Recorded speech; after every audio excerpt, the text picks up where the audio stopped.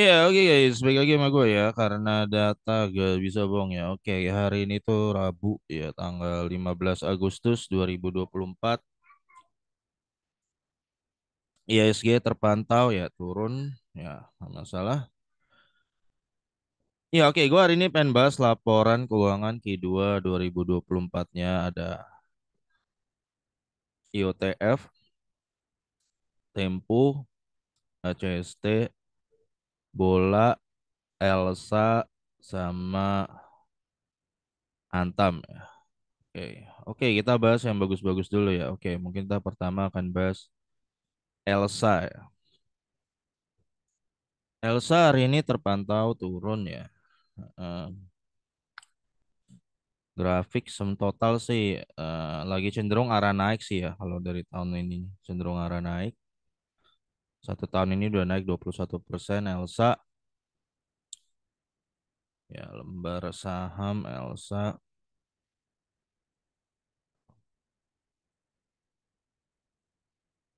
Coba kita lihat. Jadi dividennya oke juga sih setahu gue ya guys. Oke, perusahaan yang jasa energi minyak, gas, dan bumi ya. Lembar saham 7,3 miliar, pemegang saham Pertamina Hulu Energi ya punya 51% dan publik 40% ya. 3,6 miliar lah dipegang masyarakat. Jadi ini BUMN, Elsa, dan kalau lu lihat Elsa nih DR-nya agak gede ya 125% dan transaksi hariannya 12 miliar. Ya, jadi pasien kalau lu invest jangan di atas 12 M duitnya. Kalau di bawah itu gampang cairin ya, harusnya lebih mudah. 12 M. Kita lihat dividen historinya dulu ya. Dividen history Elsa.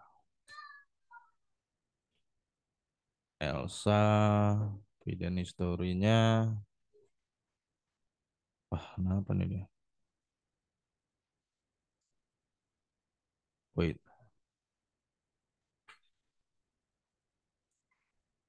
Eh, ini lagi kena adblock ya. Tapi setahu gua, Elsa ini iya 2018, 19, 20, 21, 22, 23 selalu bagi nih guys. Udah 5 tahun lebih ya. Udah bagi. Tahun ini juga kemarin dia udah bagi tuh. Tanggal 14 Juni ya. Udah bagi. Yaitu total dia bagi 40% di RP 27. Nah, Elsa kita bisa lihat lagi kinerja tertingginya nih 36 ya. Tertinggi dalam 4 tahun ya. Kalau dia konsisten terus berpotensi tembus 121 IPS-nya ya. 121. Maka dia berpotensi membagikan dividen kalau 40% ya. 48 John tahun depan. Ya doain aja. Potensi 48. Maka di harga sekarang lo akan dapat ya 10 persenan lah. Gede. 10%. Ya. Yieldnya 10%. Maka 48 harga warasnya untuk saat ini kali 10 dan kali 20 ya. Ya untuk saat ini di sini memang ya. Ya ada potensi bisa beggar memang. Ya ada potensi. Untuk Elsa ya. Asal Q3 Q4-nya stabil ya dan ternyata dividen tahun depan memang benar bagikan di rank 48 ya berpotensi. Berpotensi naik gitu loh. Ya, ya kalau nggak beggar ya mungkin di 600 gitu potensi lah. Ya itu potensi ya. Dulu gua ngelihat potensi kayak gini dulu waktu di tes PC juga ya. Ya ternyata memang waktu gua bahas tes PC waktu itu masih di 1700-an di sini lah. Di sini nih kalau malah kalau nggak salah gua bahas ya. Sih ini 1 tahun. Sorry sorry bukan di sini. Waktu masih di sini nih. Ya. Toto sekarang udah 2700. Ya ada potensi kalau semuanya Elsa ini terlaksana gitu. Ya bisa. Ya ya lihat aja doain aja Elsa ya. Semoga tetap konsisten gitu ya. Oke, kedua yang mau gue bahas ya, kita bahas yang bagus-bagus dulu lah. Antam ya, hari ini naik 6%. Ya, Ya, sama Antam. Ya, kalau Antam sih menurut gua jangan terlalu berharap banyak ya. Yang penting maksud gua berharap di harga sewarasnya aja. Kalau lo berharap dia ke 2.500 untuk kinerja sekarang, mungkin enggak ya. Tapi kalau lo berharap konsisten dividen ya itu bisa. Bukan nggak mungkin ke 2.500, tapi jangan terlalu taruh harapan kayak begitu gitu. Karena Antam ini ada aneh-anehnya dikit kadang-kadang, ada kadang-kadang ya. Oke, Antam kalau lu lihat DER-nya 30, DER-nya tuh kecil guys, cuma 32%. Transaksinya gede 239 miliar karena ada 200 ribu orang pemegang saham dan gede. Ya, pernah di titik pucuk di sini nih 2.800. Itu waktu isu-isu apa nikel Elon Musk gitu-gitu kan. Sempat di sini akhirnya mulai turun kayak gitu ya. Hmm. Antam dia 18, 19, 20, 21, 22. Ya, dari tahun 2018 sih udah rutin ya. Harusnya ini cukup rutin. Ya, ini perusahaan punya pemerintah, gua nggak usah tanya bisnisnya emas, nikel gitu, nggak usah nanya lagi ya Mas Antam gitu kan. Dan dia dapat ya 55 ya. Tapi gini loh, Antam itu ada lucu-lucunya John. Jadi ntar dia 55 nih, nanti kuartal besok tuh Toto robo 3 gitu kan. Jadi lo harus siap-siap aja ada lucu-lucunya gitu. Sama kayak waktu itu kan 69 kan, mau kita ibu Antam nih. Ini pernah nih 61. Wih, gila Antam nih potensi BG. Nggak tahu tuh totalnya kuartalnya jeblok gitu kan. Nanti toto segini lagi segini. Nanti juga tahun lalu juga gitu 69. Ini toto jeblok gitu. 40 toto jeblok gitu. Nanti nanti ini jeblok naik. Nanti ada jeblok lagi. Nanti aneh-aneh. Kalau lo melihat malah cenderung kalau di total cenderung turun atau stuck ya. Aneh sebenarnya tuh anehnya gini. Namanya emas sekarang lagi naik gitu. Harusnya dia cuan gede gitu kan. Tapi kenapa kayak kesannya stabil gitu. Stuck aja gitu. Nah, itu maksud gue, itu yang gue bilang. Lu kalau invest di Antam, udah jangan terlalu ngarep dia ke 2.500 gitu. Yang penting kalau lu memang incar dividennya, ETSDR, ya udah gitu aja. Jangan terlalu harap. Ya mungkin semoga tahu-tahu lu dapet jackpot, tahu-tahu dia naik 2.500. Boleh, nggak apa-apa, tapi jangan dijadikan harapan gitu loh. Harapan lu terlalu over nanti lu akan kecewa gitu. Gue maksudnya ngasih tahu supaya lu tidak ekspektasi berlebihan. Jadi kinerja Antam bagus nggak bagus, gue bilang. Tapi wow banget ya nggak juga gitu. Memang betul kalau di berita, wah, nah laba Antam naik 400% dari banding kuartal lalu, betul. Tapi dibandingkan tahun lalu kan sama aja. Malah lebih rendah kan, tahun lalu dia dapat 78, tahun ini dapat 65. Lebih rendah dong banding tahun lalu, lebih rendah. Makanya gue bilang di Antam itu ada aneh-anehnya dikit, jadi lu siap-siap aja. Selalu tuh, habis ini bagus-bagus nanti jeblok, ada lagi ya. Bagus nih, jeblok. Bagus jeblok, ya nanti siap-siap aja. Biasanya kalau udah keluarin jeblok gini, Antam robo biasanya. Dari dulu tuh John, dari zaman jebot. Ya. Nah, kemarin dia heboh bagi dividen 100% ya karena karena udah beberapa tahun mini D istilah kasarnya istilah kata tuh apa sih manen-manen PTBA 100% ya akhirnya diganti dulu di switch di Antam yang di 100% ya. Nah, ini lo harus jaga-jaga juga John. Gue sih agak ragu ya kalau tahun depan bagi 100% lagi.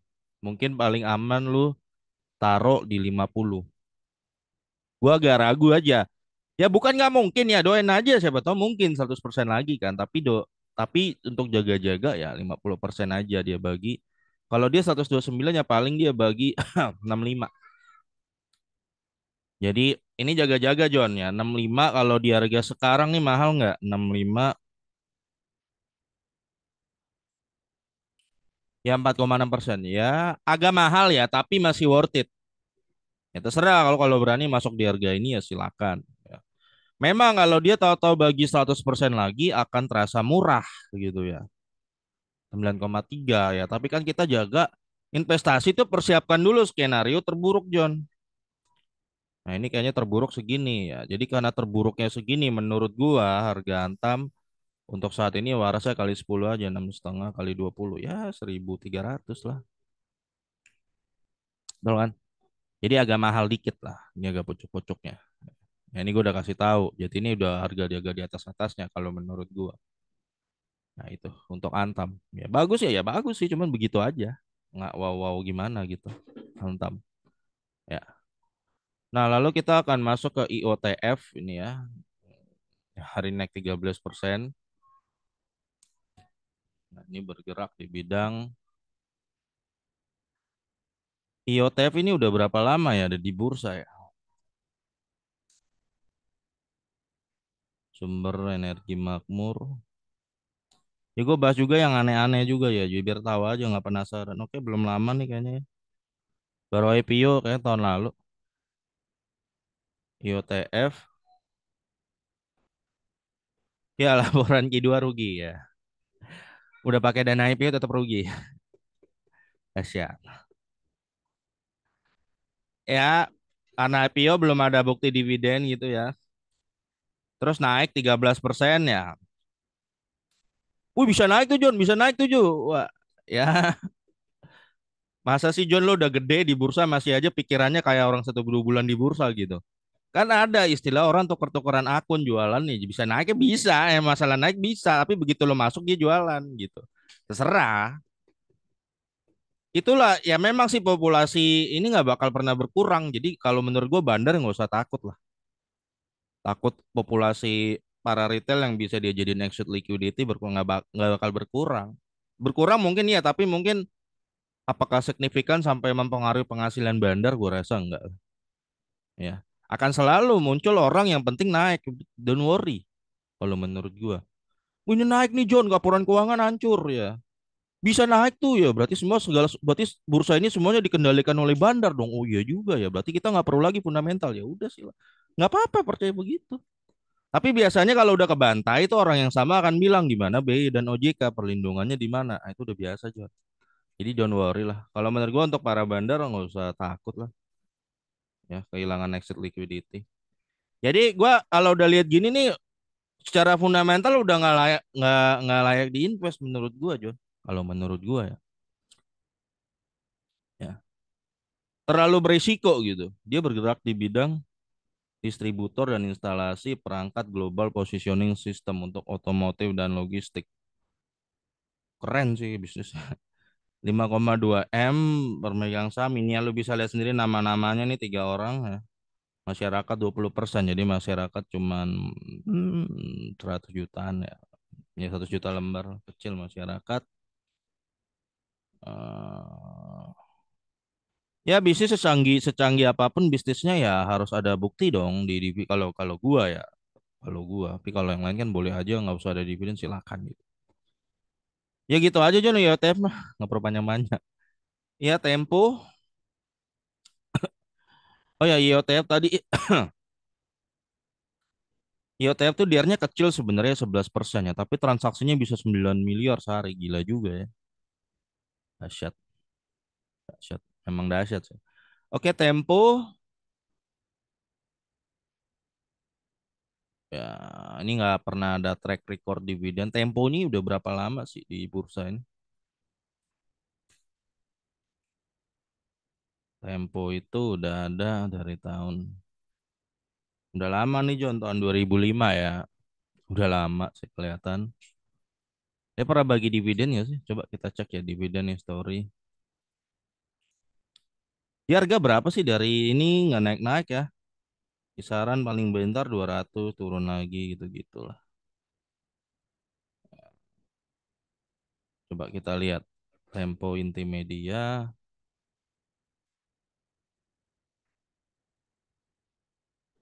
Iya, cuma pernah bagi dividen sekali tahun 2013. RP1 doang itu juga. Yieldnya 0,4% ya. Padahal dia udah melantai dari 2005-an ini udah ada nih satu. Apakah lebih dulu sebelumnya gua nggak tahu ya. Kayaknya mungkin lebih. Ya kemana aja duitnya puluhan tahun nggak tahu ya.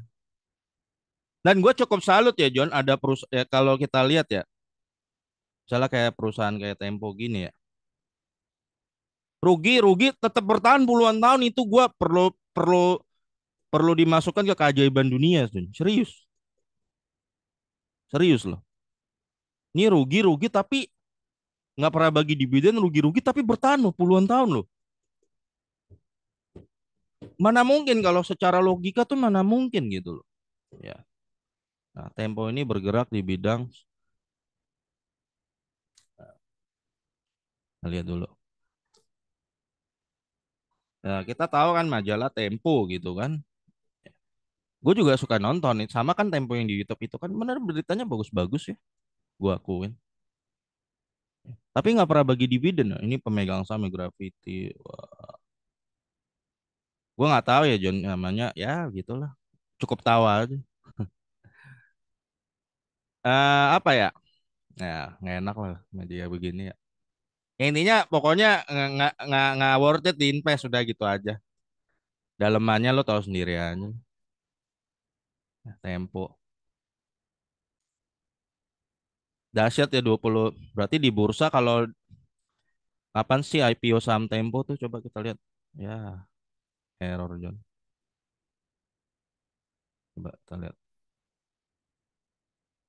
Heeh.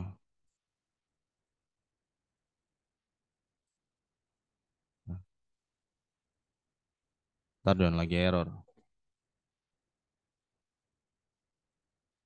Ah udah, udah. Ya, kita IPO saham Tempo.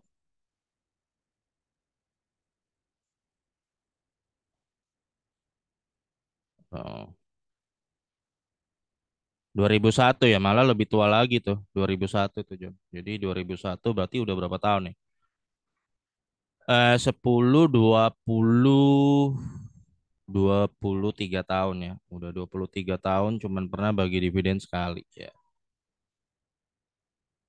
Ya harusnya kalau perusahaan, ya sebenarnya gampang aja ngecek ya John, apakah itu perusahaan sering rekrut karyawan baru atau seringnya PHK gitu.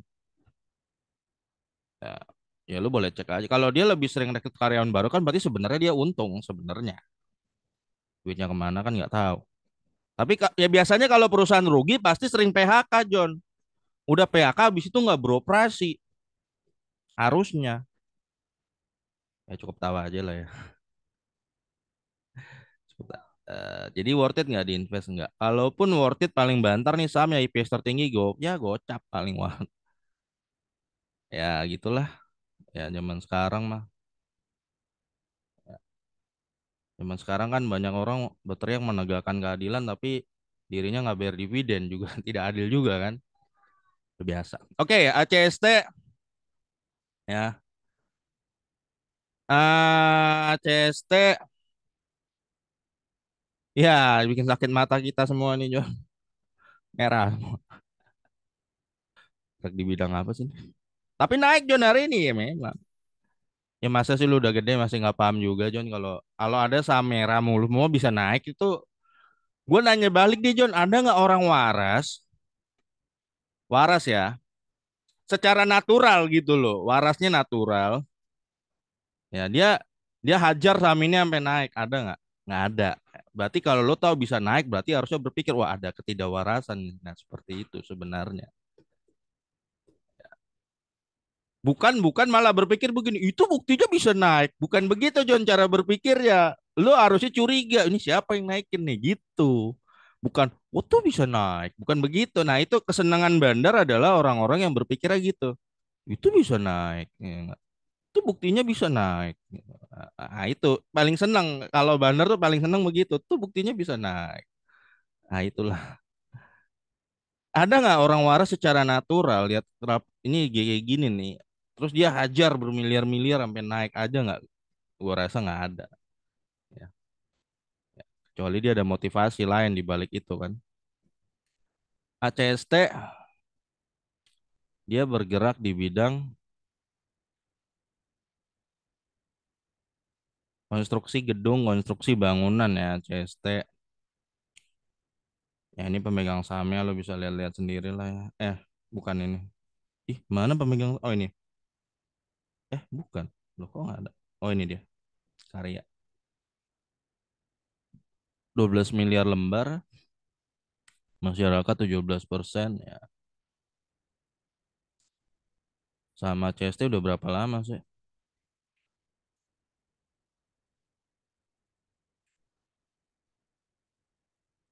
ACST ini di bursa sebenarnya udah lama ya. 2013 dan arahnya boncos. Rutin bagi dividen nggak? Coba. Kalau rugi mulu. Ya cuma gue pengen tahu dari awal IPO-nya tuh dia rutin nggak gitu loh. Ya gue pengen tahu aja. Supaya orang nggak penasaran lagi. Ini kita kombinasi John bahas saham bagus sama saham yang nggak bagus. Sebenarnya 2019 sempat bagi ya. Oke. 2014 bagi, 15 bagi, 16 bagi, 17 bagi, ya 18 bagi, 19 bagi. Terakhir bagi 2019 yieldnya juga nggak gimana-gimana gitu ya. Yieldnya juga kecil sih. Biasa ketahuan kayaknya mahal waktu itu ya. Dari tahun 2014 sampai 5 tahun sih bagi sampai sekarang ya. Habis itu dia nggak bagi lagi. Ya. Jadi sebenarnya sempat rutin tapi nggak wow juga sih dividennya ya. Habis itu sekarang udah nggak bagi.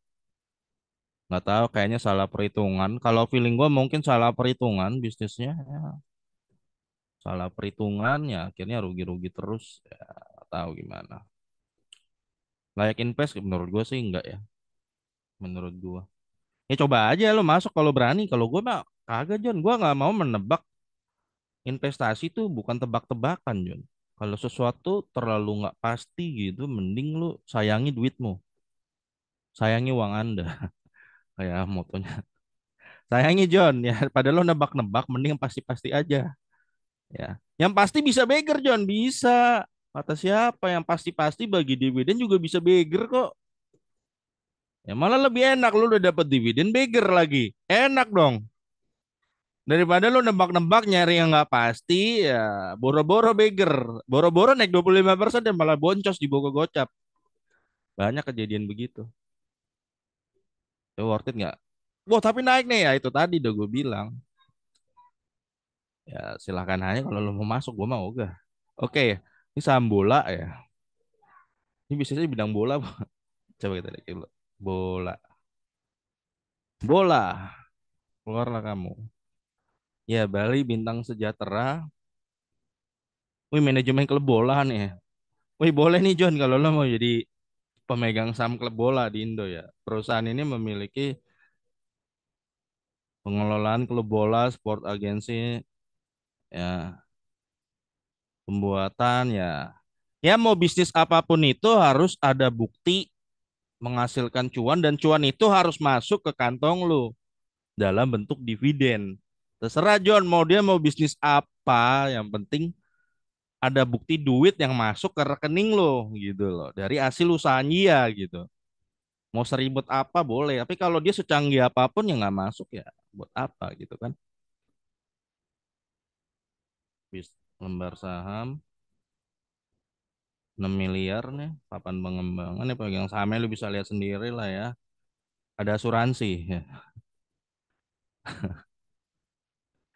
Ya duit orang ya nggak apa-apa kan. Beli aja yang banyak ya. Masukin saham nggak jelas nggak apa-apa duit orangnya, bukan duit gue. Nggak ngerti yang ngomongin tadi ya udah. Oke, 43% ya. 6 miliar. Gua kalau punya asuransi ya John ya gue masukin BRI udah. Kalau gua nih punya asuransi ngelola dana orang, gue masukin yang jelas-jelas tuh John. BRI apa PTBA gitu. Apalagi misalnya Adro gitu, BNI. Gue kalau dana orang, kalau kalau bertanggung jawab gue masukin yang jelas gitu loh. Itu kan yang kasus apa tuh? Influencer yang gagal kelola 71 miliar dikemanain tuh duitnya? Gue nggak ngerti John, bisa lenyap. 71 miliar kalau lu masukin cuman BRI gitu-gitu gue yakin lu cuan. Tapi bisa lenyap loh 71 miliar loh. Gila nggak? Coba 71 M lu taruh yang bener BRI. Itu gak, cara goblok aja deh. Kita pakai cara goblok lu percaya 10 atau 20 kalau lu terlalu takut. Taruh aja BRI, BCA, BNI, Mandiri, mungkin BNGA, lalu masuk sektor batubara PTBA, Adro, Games, apalagi tuh. Ya ITMG, atau apa lagi masukin tuh sektor yang lain yang bagus-bagus misalnya ada ADMF. Gampang cari 20 yang bagus. Mana mungkin hilang 71 M? Mana mungkin? Malah cuan lo dapet dividen mulu. Tapi yang dimainin gue nggak tahu ya apa dimainin gorengan mana ke bantai atau ada nilapnya juga bisa jadi nilap. Nilap buat beli apa kan kita nggak tahu. Ya sama, ada asuransi masukin hebat juga. Oke, ya gitulah. Laporan keuangannya ya rugi. Pernah sih bagi dividen nih hebat juga nih tahun 2021 ya. Dapat tapi PS3 cuma bagiin satu. Terus 31-nya kemana nggak tahu. 31-nya kan katanya pasti buat ekspansi kan, tapi ternyata rugi lagi loh. Katanya udah ekspansi gitu loh. Jadi bingung juga. Coba dividen history bola, story bola.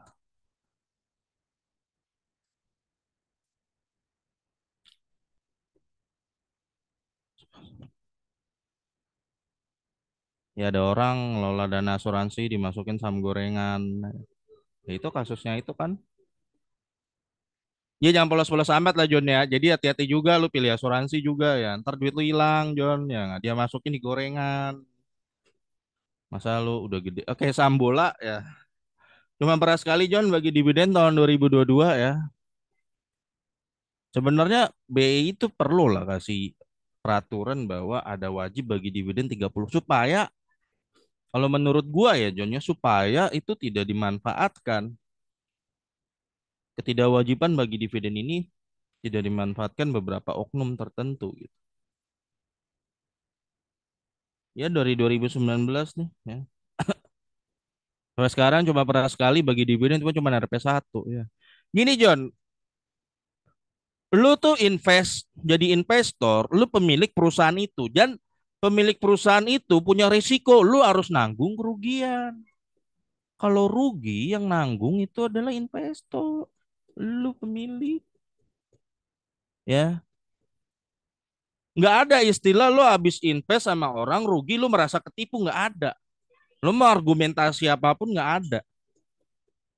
Jadi pilihlah perusahaan yang baik. Karena apa? Kalau rugi lu ikut nanggung. Kalau dia cuan dia nggak bagian lo si pengendalinya gila. Udah gede John. Udah gede lo masih dibodoh-bodohin gitu. Padahal lu udah gede gitu. Masih dibodoh-bodohin sama narasi-narasi begitu. Karena lu menanggung John kerugian. Jadi kalau dia rugi ya udah hilang duit lu udah. Itu resiko investasi bukan ketipu. Jadi lo kalau hari ini ada saham lo yang nyengsep ke gocap ke satu di listing itu resiko investasi lu bukan ketipu, bukan ketipu, bukan. Makanya dari awal sebelum masuk sayangi duit Anda, analisa dengan baik gitu. Carilah perusahaan yang ketika dia cuan dia bagi gede juga ke lu. Ketika rugi, lagi rugi dia berusaha memperbaiki. Biasanya orang gitu kan dia kalau rugi kan dia berusaha memperbaiki. Ya kalau misalnya ada perusahaan yang dia listing udah dicek baik-baik ya, pernah pernah rutin bagi gede-gede atau ya itu udah adalah part dari risiko yang lo harus pahami sebagai investor. Ya. Itu bukan ketipu, Jun. Bukan. Ya, oke guys, sampai ketemu lagi video gue berikutnya karena data gak bisa bohong.